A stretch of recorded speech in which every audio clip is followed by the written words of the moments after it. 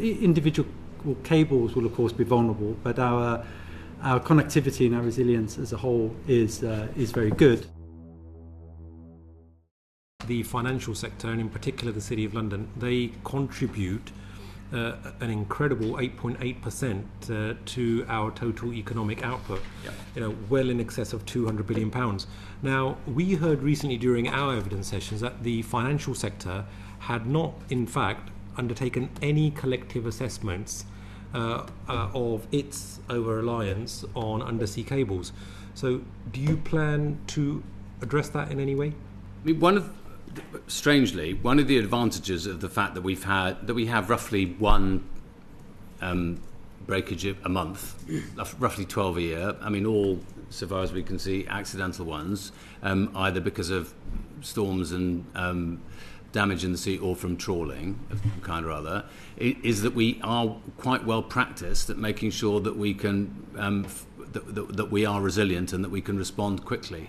As I say, on average we have a repair within 8 days, and most people wouldn't have noticed that these things have happened in the main. The one exception obviously is Shetland, where there were problems.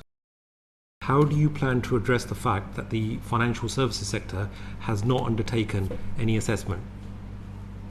So we do work under the Cabinet Office's sort of resilience strategy on the critical cables and the impacts of certain cables going down. I would emphasise what the Minister said, is that individual cables will of course be vulnerable, but our connectivity and our resilience as a whole is very good, and that's mitigated in many different ways. I don't want to give what sounds like an overly bureaucratic answer, but under the lead government department model under the Cabinet Office, the Treasury would be the lead department for looking at the resilience of the financial sector to a number of risks. But we do of course work with companies in the financial sector on these issues as well, and I think some of the sectors do have arrangements in place. So, for example, arrangements around rerouting will be commercial arrangements that individual companies have.